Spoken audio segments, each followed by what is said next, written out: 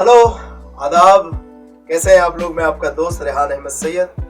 MJ news network के माध्यम से अक्सर मेरी ये कोशिश रही है कि कुछ ऐसे कलाकारों से आप लोगों की मुलाकात कराऊं या ऐसी शख्सियत से आप लोगों की मुलाकात कराऊं जिसको सुनने और देखने के बाद आपके अंदर का मनोबल बढ़े और खूब मजा आए। तो आज के इस एपिसोड में भी मेरे साथ कॉमेडी जगत की एक बड़ी नामचीन हस्ती है। मैं बहुत जल्द उन्हें जो है आपसे रूबरू करवाने जा रहा हूं। आप थोड़ा सा सब्र करें, लेकिन ये इंटरव्यू शुरू करने से पहले अगर आप हमारे चैनल पर टपक चुके हैं तो सबसे पहले आप हमारे चैनल को सब्सक्राइब करें। नीचे बेल आइकन है, उसको जरूर प्रेस करें ताकि हमारी तरफ से निकली हुई तमाम वीडियो आप तक सबसे पहले पहुंचे। तो मैं इस वक्त आप लोगों के सामने बुलाने जा रहा हूं। मेरे तो फेवरेट पक्की बात है, वो है ही, आपके भी है। पहचान गया? नहीं? बुलाते हैं कॉमेडियन रहमान खान। रहमान खान साहब तशरीफ लाए। क्या बात है भाई, बहुत बहुत शुक्रिया। रहमान खान साहब हमारे पास आ चुके हैं और बहुत शुक्रिया टाइम निकाल के आने के लिए हमारे स्टूडियो में और एक बहुत ही खूबसूरत बातचीत के लिए मुझे मौका देने के लिए। रहमान खान साहब बहुत ज़्यादा बात नहीं करेंगे, तशरीफ रखिए। और रहमान भाई कैसे हैं आप? क्या हो रहा है? बस हास्य की दुनिया में क्या हो रहा है? कॉमेडी की दुनिया में? कॉमेडी की दुनिया में पहले कोरोना के खत्म होने का इंतजार हो रहा है और बहुत कुछ हो रहा है और बहुत कुछ होगा भी। थोड़ी सी आपदा है, त्रासदी है, बट वो भी खुशी खुशी और सब्र के साथ और समझदारी के साथ गुजार देंगे हम लोग। नहीं, हमने ऐसा सुना है कि ये जो आज देश में कोरोना ने जो माहौल बना रखा है, डर का, खौफ का, इसका बहुत असर पड़ा है कॉमेडी पे। नहीं, बिल्कुल असर पड़ा है और इतनी गंदी कॉमेडी हो रही है इसकी वजह से कि कॉमेडी में बिल्कुल असर पड़ा है। तुमने सही कहा। ये पहली बार मेरे ख्याल से इतना बड़ा एक आपातकालीन स्थिति बन रही है लोगों में और थोड़ा पेनफुल है और पैनिकी सिचुएशन है, बट मेरी ये उम्मीद है कि ईश्वर की तरफ से एक इम्तिहान है और ऐसे में समझदारी दिखानी चाहिए। और काम पर फर्क पड़ा है, लेकिन ये सबके काम पर फर्क पड़ा है और उम्मीद करते हैं कि जल्द से जल्द ये जाए। हम ईश्वर से प्रार्थना करते हैं, खुदा से, अल्लाह से दुआ करते हैं कि ये जाए और वाकई सब बाहर फिर से। वैसे रहमान खान साहब हमारे साथ है, इनसे बहुत सारी बातें होंगी, लेकिन ऐसे मौके कम मिलते हैं। अक्सर आप जानते ही होंगे कि ऐसी शख्सियत से आपकी मुलाकात करवाता रहता हूँ, बातें उनकी अंदरूनी तमाम बातें आपके रूबरू लाने की कोशिश करता ही रहता हूँ। तो आज हम जो ये इंटरव्यू है, दरअसल ये इंटरव्यू नहीं है, ये हालात हाज़िरा, मतलब इस वक्त देश में क्या क्या हो रहा है और एज अ कॉमेडियन आपके क्या पॉइंट ऑफ व्यूज है। रहमान भाई, एक बड़ा क्वेश्चन आ रहा है दिमाग के अंदर। अभी कोरोना वायरस है, कोरोना वायरस के चलते देश का इस समय का जो हर बड़ा नेता, इवन प्रधानमंत्री भी स्क्रीन पर आते हैं और देश की जनता को संबोधित करते हैं कि घर से बाहर ना निकलें, प्रिकॉशन रखें और साफ सुथरा रहें और बहुत सारी चीजें। लेकिन देश में कोरोना से पहले कोरोना से बड़े हादसा हुए दिल्ली, और काफी आप भी समझदार है, इशारा काफी है। मैंने नहीं देखा किसी बड़े राजनेता को, खासतौर पे रूलिंग पार्टी के किसी बड़े राजनेता को, कि वो आए और जनता को संबोधित करें कि आप लोग प्लीज न लड़ें या आप लोग एकता बनाए रखें। ऐसा मतलब कैसे देखते हैं इस चीज को? अफसोस की बात है कि जब सियासतदान जब धर्म की राजनीति करने लगते हैं तो उसी चीज को कैश करने की जब माइंडसेट बन जाती है तो उससे बड़ा नुकसान और कुछ नहीं हो सकता समाज का। मैं ये समझता हूँ कि ये जो चीज़ है, सोशल मीडिया प्लेटफॉर्म, खास करके television, print media, electronic media और बड़े लोग जितना हिंदू मुस्लिम, मंदिर मस्जिद, पाकिस्तान, तालिबान ये दिखाते हैं, उसके बजाय अगर मजहबी एकता, भाईचारा और वो एग्जाम्पल, वो चीज़ें प्रोजेक्ट करें जो देश को और इंसानियत को के हक में बेहतर है, तो मेरे ख्याल से बहुत ज़्यादा काम कर जाएंगे। लेकिन ये मंशा और नियत की बात है। अगर ये मंशा हो तो बड़ा आसान है। मैं आपको कहता हूँ कि बुराई है, हर समाज में बुराई होगी और बुराई होना लाजमी है, बट बुराई थोड़ी है। उसको थोड़ा ही बताया जाए या थोड़ा ही समझाया जाए तो थोड़ा ही नुकसान होगा। जब उसको मैग्नीफाई किया जाएगा, उसको बड़ा करके बताया जाएगा कि बुराई, देखिए हर सोसाइटी में, हिंदुस्तान में सबसे ज्यादा क्राइम होते हैं, ऐसा बाहर के लोग बोलते हैं। दिल्ली जो है मतलब बहुत सारी महिलाओं के साथ जो कुछ होता है, तो इसका ये मतलब नहीं सारी दिल्ली वही कर रही है। हमको जो है जो बुराई को मैग्नीफाई ना करें, हम लोग पहली जिम्मेदारी है, तो बहुत कुछ अच्छा हो जाएगा। लेकिन ये नहीं सोच रहे कि ऐसा करने से पूरे देश का नुकसान हो रहा है। हो सकता है उनका कुछ वक्ती तौर पर उनका पर्पस सॉल्व हो रहा हो, बट लार्जर पिक्चर देखेंगे तो दुनिया की नज़र में हिंदुस्तान की इमेज खराब होती है, और वो सही करने की जिम्मेदारी अगर नेता लोग नहीं कर रहे तो हम आप जैसे लोग, ये जितने लोग हैं, मैं ये समझता हूँ हम लोग गंगा जमुनी तहजीब की बात करें, हम एकता की बात करें, हम मोहब्बत की बात करें, हम वो एग्जाम्पल की बात करें जो लोगों को जोड़े। तो जिम्मा सिर्फ सरकार का नहीं, हमारा भी, और इंशाल्लाह हम कर रहे हैं और करेंगे भी। कोरोना वायरस क्योंकि आज देश का सबसे महत्वपूर्ण मुद्दा बन चुका है, देश का नहीं पूरी दुनिया का, कोरोना वायरस। कोरोना वायरस से पहले एनआरसी के बड़े चर्चे रहे, सीएए के बड़े चर्चे रहे, एनपीआर भी शामिल हो ही चुका था, अचानक से फिर कोरोना आ गया। अब उसने कहा कि अब मेरे जिक्र करो, आप सब हटा दो। तो कोरोना ने, आपको लगता है एनआरसी, सीएए और जितने भी एनपीआर इसकी बाजी मारी है, मतलब बीच में आकर थोड़ा टिकोर तो किया है। और ये है कि हम लोग अभी पता नहीं उतना संजीदगी से अभी इंसानी लोग लाइटली लेते हैं, जब तक सामने वाला नुकसान हो रहा है, अपने तक आएंगे तो देखेंगे। बट हाँ, इसने उस चीज़ों के ऊपर आया है, बट ये वक्ती चीज़ है, ये बीमारी है, मुश्किल हालात है, ये चले जाएगा। और एनआरसी और जो है एनपीआर की जो प्रावधान शुरू होने वाला, जिस तरह की बातें की, मैं ये समझता हूँ कि यार देश बहुत इकोनॉमिक स्लोडाउन से भी गुजर रहा है। ये सारी चीज़ें, जैसे मैंने पिछले दिनों उनका एक इंटरव्यू ये राज्यसभा का, वो विधानसभा का दिल्ली का देख रहा था, जिसमें केजरीवाल जी ने एक सवाल पूछा था कि 70 लोगों में से कितने लोगों के पास यहाँ पर बर्थ सर्टिफिकेट है। तो आप ताज्जुब करेंगे 61 या 62 लोगों के पास था ही नहीं, स्पीकर के पास था ही नहीं। तो ये इतना कॉम्प्लेक्स क्यों है? आप जो चीज़ें जो जाहिर जब बड़े बड़े लोगों के पास नहीं है, जो ओहदों में फाइज है, तो आसान करना चाहिए। बहुत दुश्वारियों में हम लोग चल रहे हैं। बिल्कुल अभी हिंदुस्तान को प्रॉस्पर करना है, तरक्की करना है, और आपको ऐसी कोई भी पॉलिसी लानी तो पहले बेटरमेंट कर दीजिए, और उसको लाइए भी तो ऐसा लाइए कि मुश्किल ना हो, सबके लिए आसान हो। जीना है, कमाना है, परिवार चलाना है, तो ये सारी चीज़ें करनी जरूरी। देखते हैं कि क्या स्टेप लेंगे। अच्छा, आप लोग भी ये जरूर सोच रहे होंगे कि यार मैं भी किस बहस की तरफ बढ़ चला हूँ, कॉमेडियन बैठे हैं बाजू में और मैं बड़ी संजीदगी वाले सवाल जो इनसे कर रहा हूँ। वो इसकी वजह ये है कि हमने देखा है, खासतौर पे अगर हम रहमान खान की बात करें, तो इनके आप जाकर कंटेंट देखिए, वो इतने क्रिस्पी होते हैं, बिल्कुल आपकी आत्मा को झिझोड़ देते हैं। ये हर उस मुद्दे पे बात करते हैं जो बिल्कुल देश में करंटली हो रहा हो। तो रहमान में कोरोना के ऊपर लिखा होगा, क्योंकि देश की राजनीति को तो आपने अपने हादसे से खूब अच्छे से पोस्टमार्टम किए, तमाम राजनेताओं को आपने बहुत कायदे से कह सकते हैं कि अपनी भाषा में उनको उनका जॉब समझाया। कोरोना के लिए भी कुछ लिखा होगा या कोई ऐसी वीडियो आ रही होगी? मैं एक वीडियो कर भी रहा हूँ, और असल में मुझे लोगों की बेवकूफ़ियों पर, बीमारी का तो मजाक नहीं करना चाहिए क्योंकि वो तो बहुत ही सीरियस है, लेकिन जिस तरह के लोग बेवकूफ़ियाँ करते हैं, हमारी सेंसिबिलिटी उस पर हंसने का मन करता है। मैं आपको रियल इंसिडेंट बता रहा हूँ। जब नया जब कुछ दिन पहले शुरू हुआ कोरोना आ गया, मास्क लगाना चाहिए उससे बचने के लिए, जो कि उसका एक इलाज है। आलम उल्टा था मुंबई में। मेरा एक दोस्त है, मेरे साथ खड़ा था, एक मास्क लगा के जा रहा था, मुझे बोलता है भाई देखना कोरोना जा रहा है। मैंने कोरोना जा रहा है? अरे वो तो सेफ्टी के लिए। और तो और अगर कोई जो है हमारे नॉर्थ ईस्ट के जो भाई बंधे हैं, अगर वो जो थोड़ा चाइनीज शक्ल शुभात में आती, तो उनको देख के बोलते भाई ये तो पक्का कोरोना है। मतलब ये क्या बात हुई है? तो मतलब लोग एक वो हो गया है, लोग गाने बना रहे हैं। फिर हमारे वो आठवले जी याद नहीं हो, उन्होंने मतलब उन्होंने कसम से ये पॉलिटिशियन की बाबा साइकिल लगते हैं, अलग ही रैप बनाया उन्होंने। तो वो क्या कर रहे हैं? हम लोग कोई गाना बना रहा है, कोई मीम बना रहा है। बहरहाल उसको जब तक वो हमारी हवास पे ना सवार हो जाए, उसका मजाक उड़ाना नहीं चाहिए। अब हल्का फुल्का पता नहीं क्या माहौल है, उसका बहुत मजाक नहीं उड़ाना चाहिए क्योंकि वो सीरियस चीज़ है। बहरहाल चीज़ें हो रही है, हिंदुस्तान हम लोग हैं ही ऐसे कुछ लोग। तो इंटरव्यू हो रहा है, इंटरव्यू में कॉमेडियन बैठे हैं और बातें चल रही है कोरोना की। मतलब देखिए कितने मुतासिर हम भी हो गए हैं उस कोरोना नामक एक बीमारी से, कि इंटरव्यू में हमने उसको सर्वोपरि रखा है।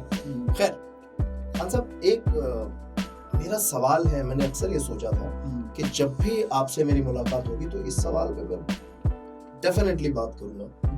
तो ये कि अव्वलन आप आते हैं टीवी में, हम सफर के बारे में बाद में चर्चा करेंगे, आप टीवी जो उत्सुकता मेरे अंदर है, सवाल जो मेरे मन में गर्दिश कर रहा है इस वक्त बहुत जोर जोर से, आप टीवी पर आते हैं, ऑफ कोर्स बड़ी स्ट्रगल करके ही आए होंगे क्योंकि वो आपके परफॉर्मेंस में दिखता है। टीवी पर आते हैं, टीवी पर आने के बाद आप एक बड़ा नाम बनते हैं, हिंदुस्तान के तमाम मेन स्ट्रीम चैनल पे काम करते हैं और न केवल देश बल्कि पूरी दुनिया में अपने हाथ से अपने कंटेंट के जरिए अपना नाम बनाते हैं। सडनली ऐसा क्या हो गया? ट्रैक ही चेंज कर दिया आपने। वैसे आप टीवी पे भी आते हो बट आपने जो ट्रैक चेंज किया है उसके पीछे की वजूहात क्या रही? आपने क्यों ट्रैक चेंज किया? या एक वजह ये हो सकती है, आई एम सो सॉरी, ये मेरे मन की उत्सुकता है, एक तो ये वजह हो सकती है कि शायद हो सकता है टीवी पे अब काम नहीं है, तो आपने अपना एक साम्राज्य खड़ा किया और खड़ा भी ऐसे किया कि कमाल कर दिया। तो थोड़ा इस पे मैं चाहूंगा कि आप रोशनी डालें। थोड़ा दर्शकों को ये ट्रैक क्या है वो भी समझा दीजिए। अच्छा, वो ट्रैक भी मैं बता दूं, हाँ ये कमाल है। तो पहले टीवी पे आते थे, अब इन्होंने वेब पर जो है जिसे हम लोग आज के जमाने की भाषा में OTT कहते हैं, यानी ओवर द टॉप, यानी mobile phone, smart TV, YouTube, Facebook, Instagram, यानी सोशल मीडिया, इन तमाम चीजों पर रहमान खान का आज की तारीख में खूब जलवा है और बड़ा कारामद जलवा है और बड़ा मजा आता है उनको देखने के लिए। मगर बहुत वो टीवी के बनिस्बत बहुत अलहदा लगते हैं, बहुत अलग लगते हैं। तो आप लोग भी सोच रहे हैं बड़े उर्दू के शब्द का मैं प्रयोग कर रहा हूँ उसमें, बिकॉज बड़ी कमाल की शख्सियत बाजू में बैठी है, इनके उर्दू के क्या कहने, इनकी हिंदी के क्या कहने, इनकी अंग्रेजी के क्या कहने, तो कोशिश कर रहे हैं कि मैच हो जाए और इंटरव्यू में थोड़ा सा और क्या कहते हैं उसको प्रोडक्शन वैल्यू देखने मिले। तो वो दो ट्रैक है, एक तो वेब और एक तो टीवी। टीवी पर इनका एक अलग किरदार आवाम ने देखा, पूरे हिंदुस्तान ने देखा।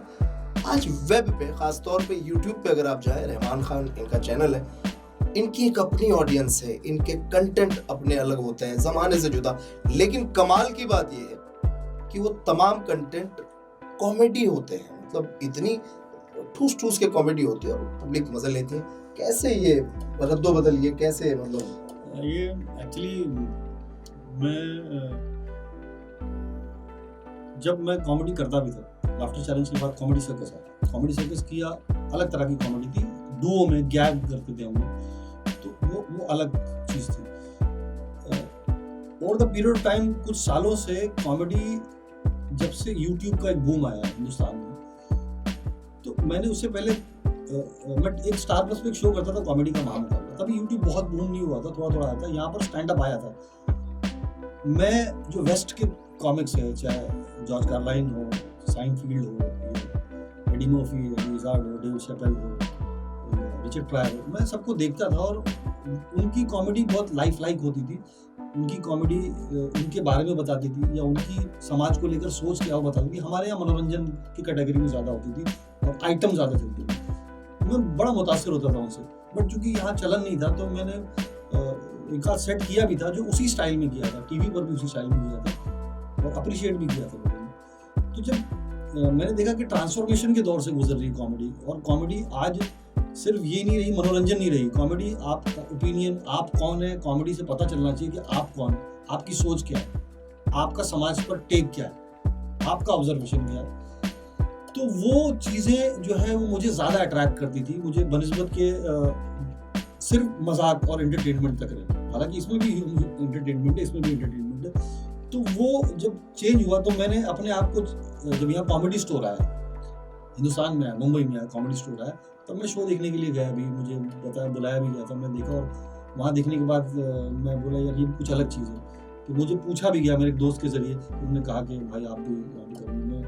चैलेंज की तरह मैंने लिया, पहले नहीं बोलने के बाद, और फिर मैंने उसकी राइटिंग की, मेहनत की और उसको अडेप्ट किया कि ये जो फन है हमसे थोड़ा डिफरेंट है, जो मैंने अभी एक्सप्लेन किया, उसको अडेप्ट करना जरूरी था, एक चैलेंज था। और उसको अडेप्ट करने के बाद निरंतर उस पर काम किया, उसमें भी मैंने इम्प्रूव किया। शुरू में जब मैं आया था, मुझे याद है मेरा पहला स्पेशल 2011 में किया था कॉमेडी स्टोर, उसका पहला स्पेशल मैंने किया था लव सेक्स एंड पॉलिटिक्स, वो 2014 में किया था। उसके बाद भी मैंने 2 साल के बाद मुझे महसूस हुआ 2016 में कि नहीं ये कुछ सही नहीं जा रहा। फिर मैंने राइटिंग और मतलब निरंतर प्रयास किया, निरंतर, और आज जो है कंपीट करना है, आपको अपडेटेड रहना पड़ेगा, वरना आप आउटडेटेड हो जाएंगे। अपग्रेड करना बहुत जरूरी है, तो इसलिए मैंने अपग्रेड किया और अभी भी कोशिश चल रही, सीख रहे हैं, अभी भी देख रहे हैं। एक कोशिश काबिल कबूल है और काबिल तारीफ है। अच्छा रहमान भाई, आपने अलग अलग स्टाइल से जनता का दिल जीता।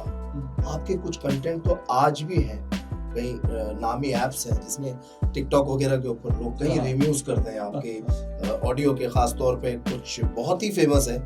तो ये कंटेंट आते कहाँ से, मतलब इसका कुछ खास समय होता है कि इस वक्त बैठा जाए तो ये इस टाइप की लाइनें फिर दिमाग में आएंगी?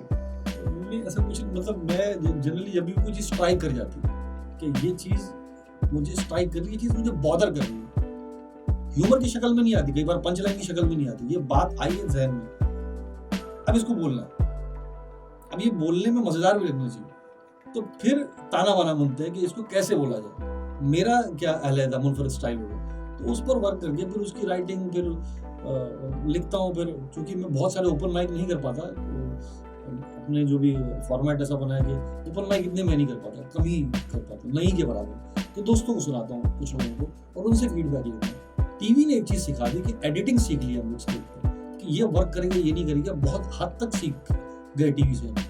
तो वो वर्कआउट करने के बाद फिर वो लोगों को सुनाना और उसके बाद फिर जाके 3-4 बार लोगों को सुना दिया, फिर जाके वो अपना एक्ट करते हैं। ज़्यादातर मालिक की मेहरबानी से ज़्यादातर रिसीव हो जाता पहली बार में, ज़्यादातर। हाँ, ये देखा गया है और ये अप्रिशिएट करने लायक बात है। अच्छा रहमान भाई, एक सवाल तो ये कि सिर्फ कॉमेडी आपका आना भी होता है, बिकॉज आप लेखक हैं, आप लिरिक्स लिखते हैं, आप नज़में लिखते हैं। आप देख सकते हैं कि नज़में काफ़ी कमाल कर रही हैं सोशल मीडिया पे, और आप कई संजीदगी वाले आपने प्ले भी लिखे हैं, आपने कई बच्चों को कलाकार बना दिया सिखाकर। आप खुद एक मंझे हुए एक्टर हैं, थिएटर से आप आते हैं। उसके बाद क्योंकि हमने ऐसा सुना है कि अगर कोई बंदा थिएटर से आया है तो यानी कि अगर वो थिएटर से आया है तो उसको एक्टर ही बनना है। वो थिएटर जाता ही इसीलिए, अपने आप को सर्फ इसीलिए करता है, इसीलिए अपने आप को झोंकता है उस भट्टी में कि मुझे यही करना है। आपने अपने आप को झोंका, आपने तमाम वो सारी चीजें कर ली जो थिएटर में होती है एज एन एक्टर, एंड उसके बाद स्टैंड अप कॉमेडी क्यों? Why stand up comedy? Actually कुछ चीजें ना अंग्रेजी में प्रोवर्ब है, the beggars are not the choosers. मतलब क्या, इट हैपेंड बाय डिफॉल्ट। मैं जो है लाफ्टर चैलेंज जब 1 आया तो मैं कॉलेज में एंकरिंग और मिमिक्री ये सब करता हूँ, तो दोस्तों को पता था, बोला तेरे माफिक शो चला था। नहीं यार, हिंदुस्तान में जो कॉमेडी का जो स्टाइल है ये, मतलब मुझे थिएटर करना है, मुझे ये नहीं करना। 2 आया तो भी लोगों ने बोला, तो नहीं यार मुझे एक्टर बनना ये नहीं करना। मैंने ये सोच लिया था 2 के दौरान कि अगर तीसरी बार आया लोग मुझे फोर्स करेंगे तो मैं समझूंगा कुदरत का इशारा है, तो चल पड़ेंगे उसमें। और मैं पहला ऑडिशन मैंने दिया था और लाफ्टर चैलेंज 3 का, और बेफिक्र होके दिया था। मैंने लिखा था बहुत सारा और बेफिक्र को ये दिया था, ज़्यादा से ज़्यादा रिजेक्ट हो जाएंगे तो किसको पता भी नहीं चलेगा। लाइफ का पहला ऑडिशन बड़ी बेफिक्री में दिया था, और आप यकीन करो मैंने ऑडिशन दिया और मुझे अंदर से एहसास था कि और तो नहीं पता, लेकिन जो 50 लोग सेलेक्ट होंगे उसमें एक तो मैं पक्का हूँ। हिंदुस्तान से जो 50 लोग, हिंदुस्तान पाकिस्तान जो मिला के 50 लोगों में से मैं एक तो, मेरा सिलेक्शन ही मेरे अंदर से आवाज़ आ गई और सेलेक्ट भी हो गया। सेलेक्ट होने के बाद बड़ी मेहनत मशक्कत हुई और सेमीफाइनल तक गए हम। उसके बाद जो 1-2 शो और आया, फिर कॉमेडी सर्कस मिला। जब कॉमेडी सर्कस मुझे मिला ना, तो वो स्टारडम की तरफ लेकर चला, फिर हम सेलिब्रिटी हो गए। फिर वहाँ से लगा कि यार ये काम में पैसे भी हैं, मज़ा भी आ रहा है, तो मैंने चलो फिर यही करते हैं, बाद में एक्टिंग करेंगे, थिएटर करेंगे जब मौका मिलेगा। हाँ, इंतज़ार कर रहा हूँ, बट मैं ज़रूर ये कहना चाहूँगा कि मैं लिखना भी चाहता हूँ, मैं अभिनय भी करना चाहता हूँ और मैं डायरेक्शन भी करना चाहता हूँ। तो ये सारी मेरी जो है विश लिस्ट है। और जो पहले मैं एक्टिंग करना चाहता हूँ, राइटिंग में बाद में करूँगा, और बस देख रहे हैं, सही वक्त का इंतज़ार कर रहे हैं, सही चीज़ आएगी।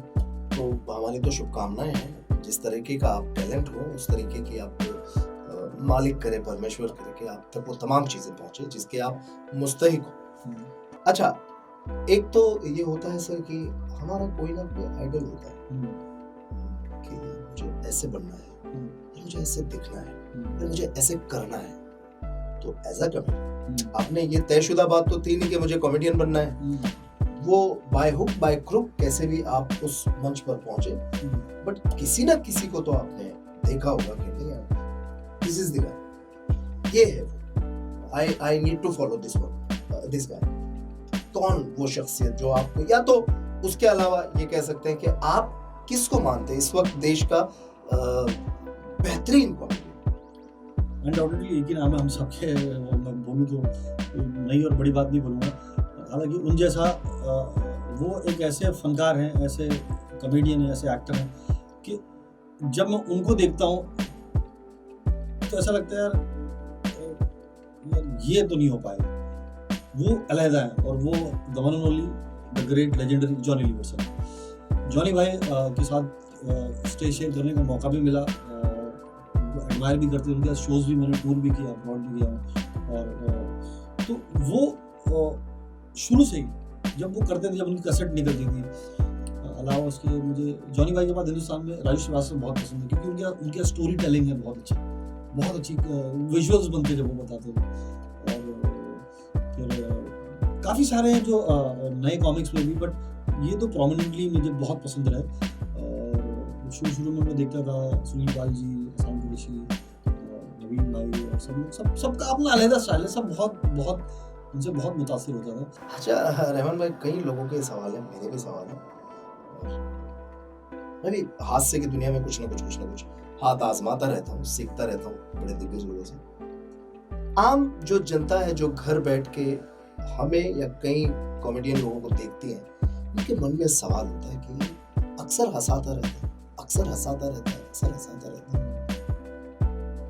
उनका सवाल ये है कि जो सबको हंसाता है उसको कौन हंसाता है?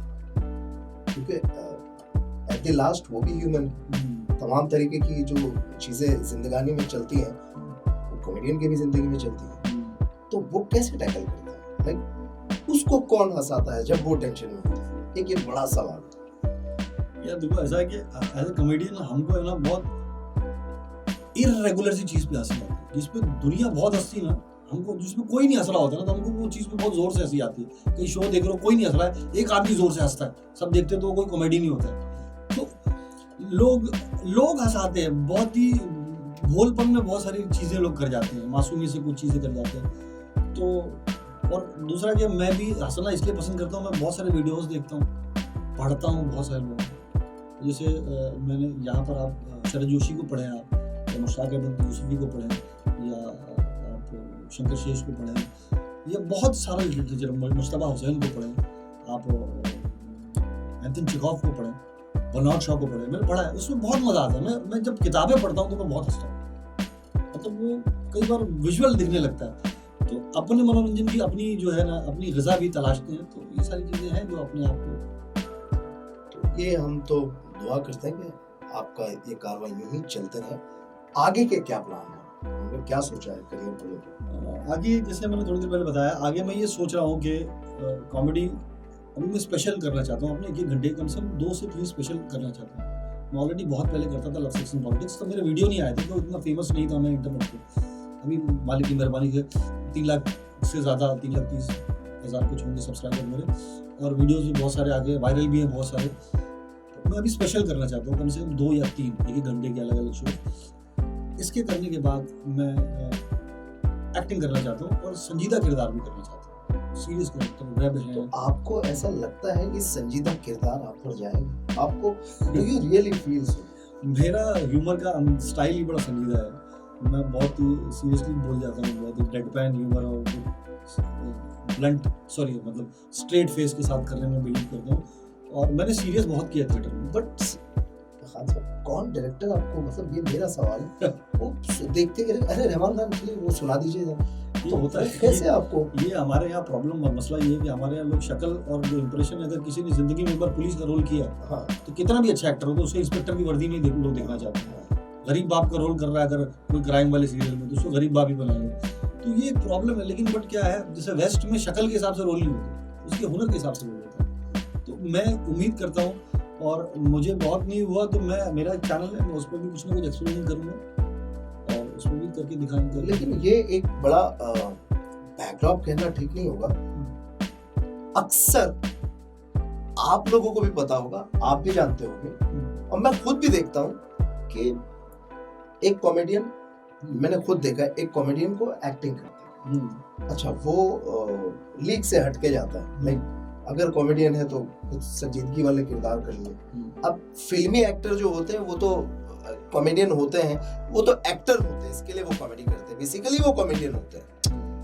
बट ये जो शुरू से ही कॉमेडी में एस्टेब्लिश है, ये अगर किसी फिल्म या सीरियल में नजर आता है तो ऑडियंस उन्हें डाइजेस्ट नहीं कर पाती। मतलब मेरे अंदर ये क्वेश्चन आते हैं कि यार मैं इस बंदे को यार इसमें डाइजेस्ट कर ही नहीं पा रहा हूँ, इस बंदे ने मुझे कितना हंसाया, सडनली ये मतलब ये रुलाने की कोशिश कर रहा है, डाइजेस्ट नहीं कर पाती। इसके पीछे क्या लॉजिक हो सकता है? कुछ बेमिसाल एग्जांपल, जैसे महमूद साहब को अगर आपने संजीदा काम करते हुए देखा तो आपको पसीने छूट जाएंगे। जिस तरह से उन्होंने हमारा बाप या मैं सुंदर हूँ या बहुत सारी फिल्में में किया। मोइन अख्तर बहुत बड़े ह्यूमरिस्ट रहे, लेकिन उनकी एक सीरीज आती थी रोजी नाम से, जिसमें औरत का किरदार किया था, बड़ा संजीदा था।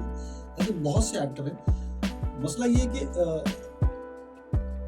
आप किरदार को, क्योंकि जब मैंने थिएटर की जब शुरुआत की तो कॉमेडियन नहीं था, मैंने सीरियस प्ले बहुत किया।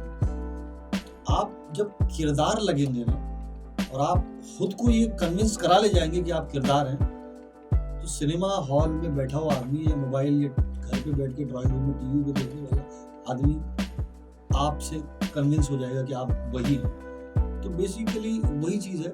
और ये जो इम्प्रेशन वाली बात है, ये आप इसको रूल आउट नहीं कर सकते। ये एक माइंडसेट बन जाता है कि ये है तो ये है। खैर वो भी एक चैलेंज है और मैं उस चैलेंज को कबूल करने के माइंडसेट में पूरी तरह से हूँ और मैं डेफिनेटली उसको तोड़ भी दूंगा। और मुझे इंशाल्लाह परवरदिगार पर भरोसा है कि मैं जो कुछ भी करूँगा पूरी शिद्दत के साथ करने की कोशिश करूँगा। और क्योंकि मैंने किया है पास्ट में, और जैसे आप अंदाज़ा लगा लोगे कि जब मैं हंसाता भी हूँ तो मैं अपने एक्ट के आखिर में कोई सोशल मैसेज दे देता हूँ, तो उतनी देर तक मैं संजीदा माहौल बना पाता हूँ और जिसका एक रिजल्ट भी है, जिसकी वजह से मुझे ये उम्मीद है कि लोग बोलते हैं कि आप इश्यूज़ पर बात करते हैं, बहुत सीरियस टॉपिक पर कॉमेडी ढूंढने की कोशिश करते हैं। तो वही चैलेंज मैंने लिया था और मैं टुवर्ड्स एंड मेरी नज़में भी बहुत सीरियस हैं कुछ, तो वो अपने तौर पे जब वो माहौल बना लेती है तो मुझे ऐसी उम्मीद है कि आगे भी वो माहौल बना लेगी जब मैं ऐसा कुछ करने जाऊँगा तो। अच्छा, आप सभी को पता होगा कि रहमान खान साहब का एक स्टाइल बड़ा फेमस है, आप समझ गए होंगे, वो जो बम्बई वाला जो एक स्टाइल है, क्या कर रहे हैं, कहाँ जा रहे हैं। इमरान भाई, एक सवाल, तो अगर मान लीजिए कोई भी बॉम्बे के बाहर का आदमी, सॉरी मुंबई के बाहर का आदमी, मुंबई हाँ दोनों घर जाना, तो मुंबई के बाहर वाला आदमी अगर मुंबई या स्टाइल इमिटेट करने की कोशिश करता है, हमने देखा है उसे फेल होते हुए।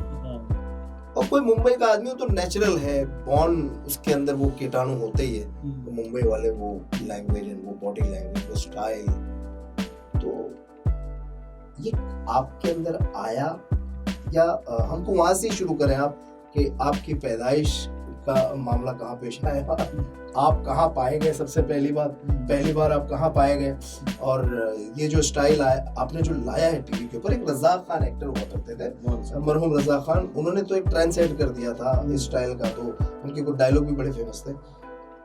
उनके बाद अगर कोई देखा गया इस वाले किरदार में तो रहमान खान, दूर दूर तक आप नजर डालें तो कोई दिखता ही नहीं है। वो रहमान खान आते हैं, कुछ उस स्टाइल में पोएट्री करते हैं, नज़में पढ़ते हैं, अलग स्टाइल का अल्फाबेट पढ़ते हैं। ये स्टाइल ये कहाँ से, मतलब पैदाइश कहाँ होती है?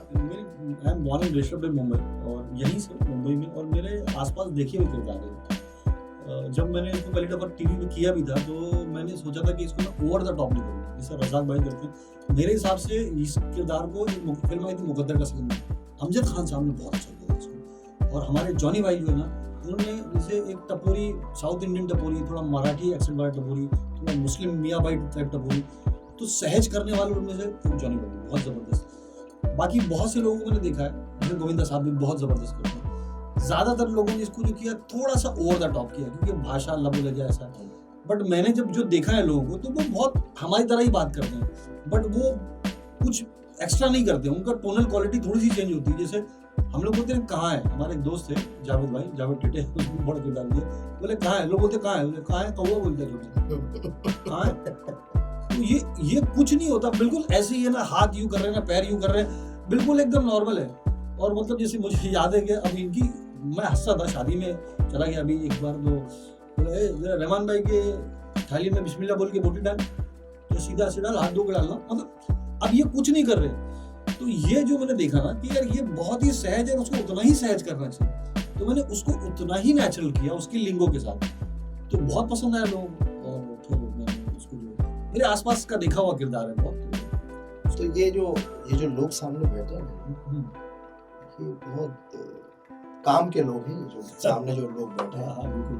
और ये भी सुनना चाहते हैं, थोड़ा सा इनके साथ भी हो जाए आपका, क्या कर रहे हैं क्या। तो मुंबई की आम भाषा में जब आदमी मरता है तो लोग बोलते हैं स्वर्गवास हो गया, ऑफ हो गया, परलोक सिधार गए, निधन हो गए। मुंबई में बोलते भाई टपक गए, गचक गए, निकल गए, बढ़ गए, सुलट गए, कमती हो गए, काम बच गया। मरने वाला सोचता है जीते जीते मैं जलील नहीं हो, जितना मरने के बाद हो रहा हूँ। मतलब अलग है मुंबई की भाषा। आम भाषा में लड़ाई होती, झगड़ा होता है, मुंबई में लोचा होता है, लचांड होता है, मचमच होती, मचांड होता है। झगड़े का नाम बता रहे, गुप्त रोग के नाम गिना। तो मुंबई की लैंग्वेज का एक लबो लहजा जो एक बड़ा मजे का है और बहुत सही लगता है। तो रहमान खान साहब है कमाल के। कुछ आखिरी लम्हात हमारे पास बचे हैं, उनमें थोड़ा सा हम मौजू पे आते हैं।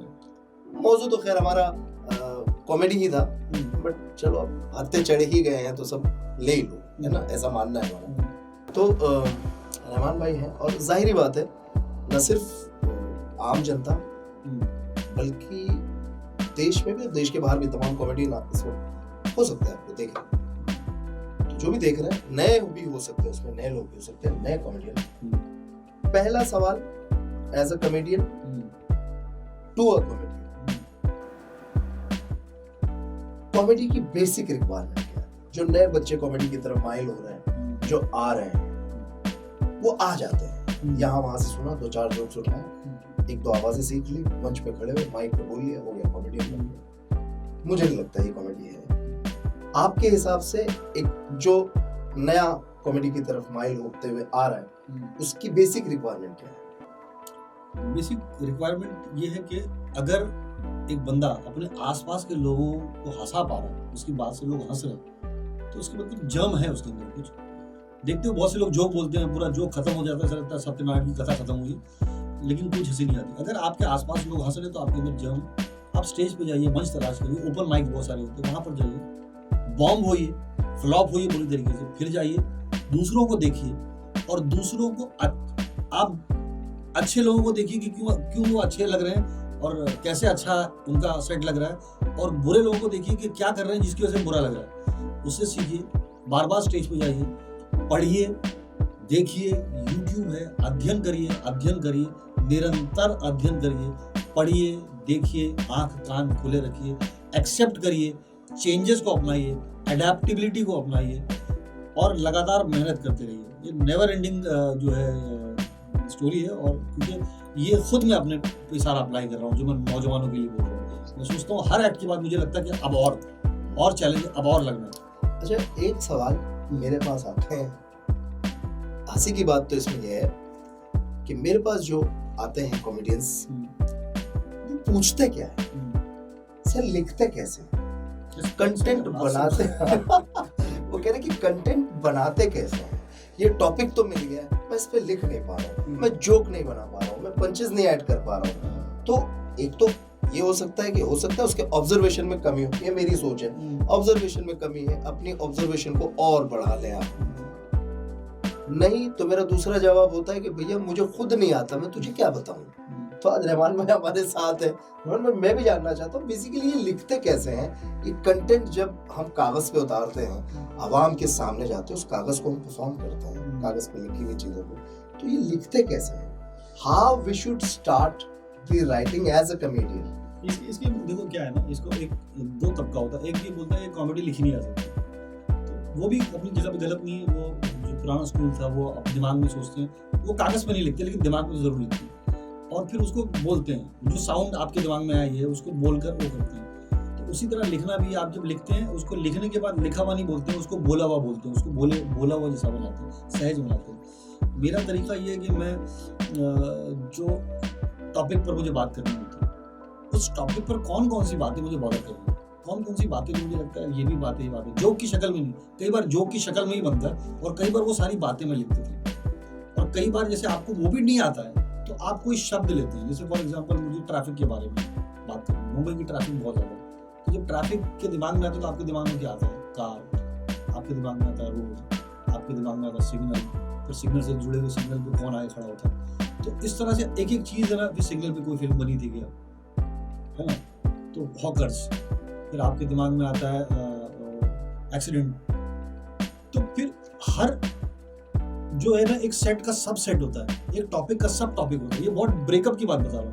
तो ये भी तरीका होता है, फिर आप उस टॉपिक पे कौन सी बात आपको बोलना है, सिग्नल पे कौन सी बात बोलना है, हॉकर कैसे कैसे होते हैं, बेगर्स कैसे हैं, ठीक है, रोड लोग कैसे क्रॉस करते हैं।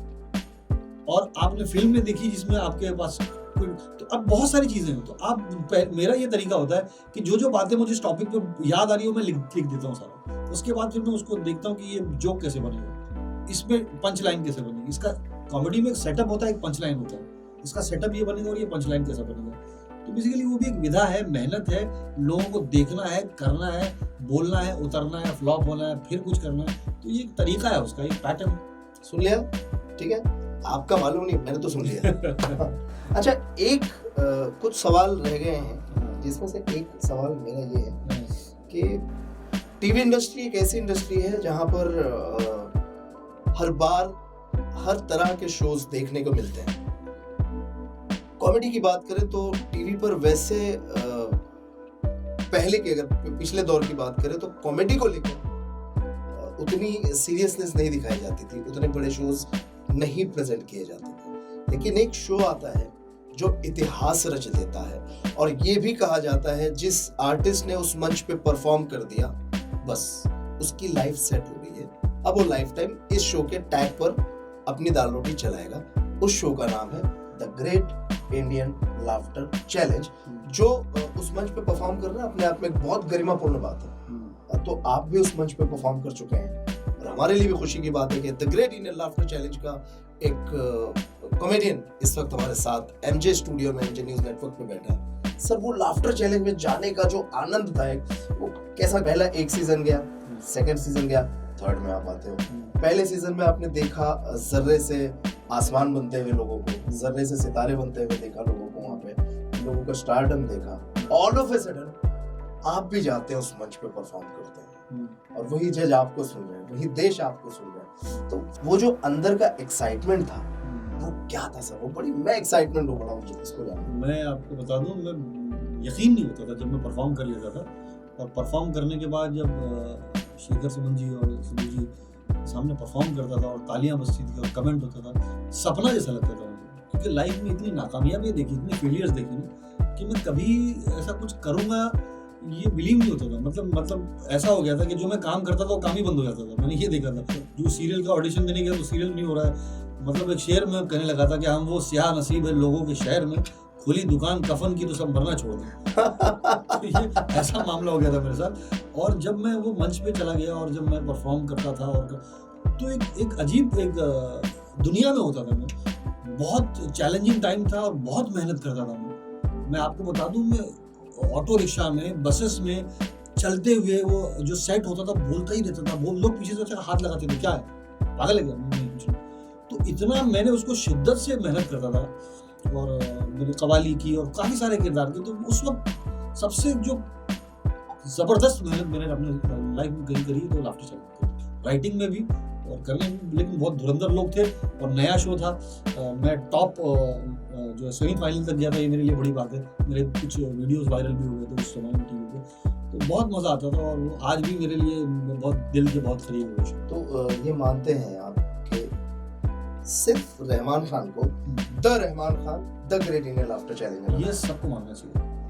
क्योंकि अगर मैं the great Indian laughter challenge में नहीं आता तो फिर मुझे दूसरे शोज वाले नहीं बुलाते, और दूसरे शोज वाले नहीं बुलाते तो मैं उसमें जाके अच्छा नहीं कर पाता। दो बड़े टर्निंग पॉइंट रहे the great Indian laughter challenge. पूरी टीम, हमारे जो सर थे पंकज सारस्वत जी, देवा जी और जितने लोग थे, इन्होंने एक चीज़ बड़ी अच्छी सिखाई थी मुझे। मैं थिएटर से मैं लिखता भी था, तो इनके यहाँ से मैंने एक चीज़ सीखी थी, स्क्रिप्ट एडिटिंग।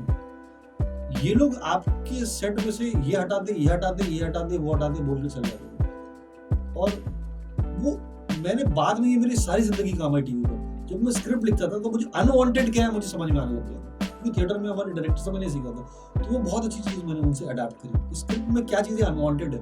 अगर आप एक टॉपिक पे 3 बात बोल रहे हैं ना, तो बेस्ट पहले बोलिए, फिर क्या हटाइए, और अगर आप 3 बात बोल रहे हो तो कौन सी प्लेसमेंट कहाँ होगी। तो ये सारी चीज़ें मैंने वहाँ से सीखी, और thanks to the great Indian laughter challenge कि हाँ, कि अगर वो मंच ना होता तो दूसरे बड़े मंच नहीं आते, वो उसके बाद कॉमेडी सर्कस। जिंदगी में बदलाव कैसे महसूस, मतलब लाफ्टर चैलेंज में जाने से पहले वाले रहमान खान, लाफ्टर चैलेंज में परफॉर्म करने के बाद वाले रहमान खान में क्या फर्क था? तो आम जिंदगी में तो आया ही होगा फर्क, ऑफ कोर्स घर में क्या तब्दीली है? बहुत लोगों का मतलब घर वालों को भी हिम्मत हौसला मिला कि नहीं, ये भी कुछ कर सकता है। हाँ, मतलब उससे पहले ये मामला था कि ऐसा लगता था कि ये क्यों कर रहा है, क्या कर रहा है, क्योंकि भांड का काम क्यों कर रहा है। हमारे घर खानदान में यही था कि ये सब काम नहीं होता है। उससे शोहरत मिली जब लोगों ने मेरे सेल्फीज लेनी शुरू की, ऑटोग्राफ। तो मेरी वालिदा थी, बड़ा ताजुब भी हमने कि ऐसा भी, औरों में चर्चा हुई, नाम हुआ, पैसे कमाने लगे, लाइफस्टाइल चेंज हुई, फैंस बनने लगे, और एक देश विदेश में नाम हुआ। तो आसपास के लोग भी खुश थे, घर वाले भी खुश थे, हम भी खुश थे, और अच्छा लगा, ऐसा लगा मेहनत सफल हुई है, और हम उन चुनिंदा लोगों में से जिनको मंच मिला। और उसके बाद तो समय का अभाव है, और हम कोशिश डेफिनेटली करेंगे, रहमान खान को फिर से बुलाएंगे स्टूडियो में, क्योंकि बात बहुत सारी करनी बाकी है।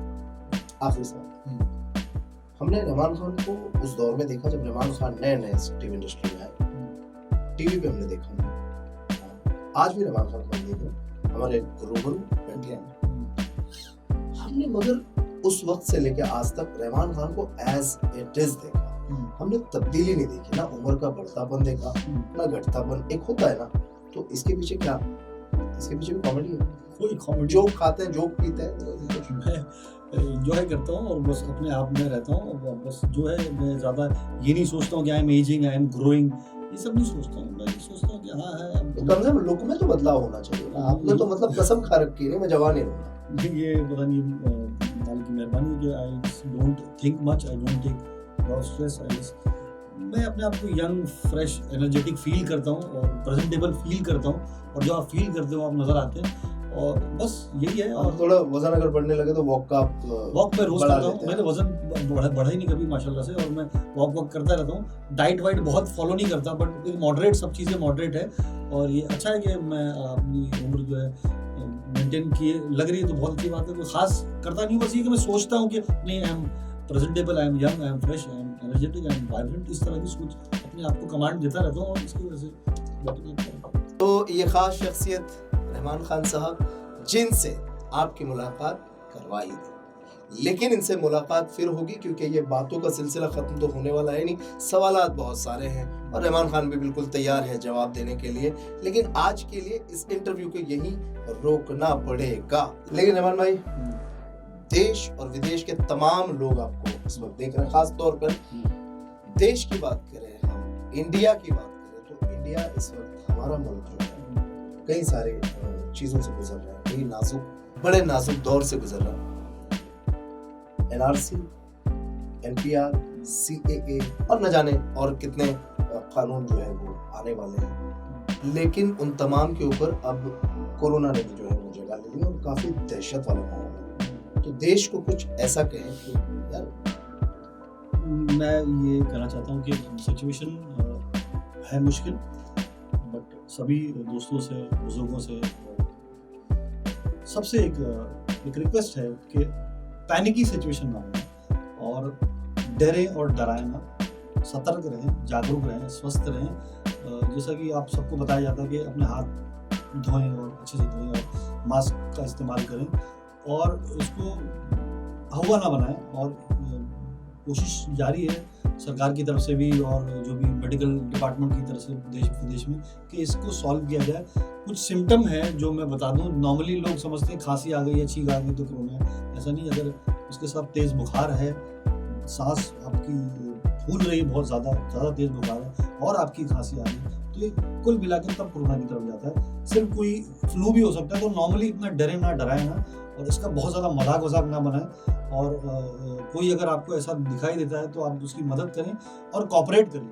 मतलब इस वक्त सरकार को और जो लोग इसको टैकल करना चाहते हैं तो कॉपरेट करिए। और मैं उम्मीद करता हूँ और खुदा से दुआ करता हूँ कि बहुत जल्दी सूरत हाल सही हो जाए, सब कुछ ठीक हो जाए, और ज़रूर हम सब मिलकर दुआ करें, प्रार्थना करें, गॉड को, ईश्वर को, अल्लाह को मनाएं, उसको राज़ी करें, ताकि ये आपदा हमारे बीच से चला जाए और हम लोग वापस नॉर्मल जीवन जी। बहुत बहुत शुक्रिया रहमान भाई, आप आए और आपने कमाल की बातें हुई। हमें उम्मीद है कि फिर से हम बैठेंगे, बातचीत करेंगे और आप भी इसी तरह से अलग अलग बड़ी शख्सियत से आपकी मुलाकात करवाता रहता हूँ और कोशिश रहेगी हमेशा करवाता रहूँ और उनकी ज़िंदगी की तमाम जो हलचलें हैं, खूबसूरत हलचलें, वो आपके साथ भी शेयर हों और आपको भी मज़ा आए। इसी तरह के इंटरव्यूज़ देखने के लिए और इसी तरह के मज़ाहिया मुलाकातें देखने के लिए आप जुड़े रहें मुझसे सिर्फ एमजे न्यूज़ नेटवर्क पर। मुझे यानी रेहान अहमद सैयद को दीजिए इजाज़त। अपना खूब ख्याल रखें।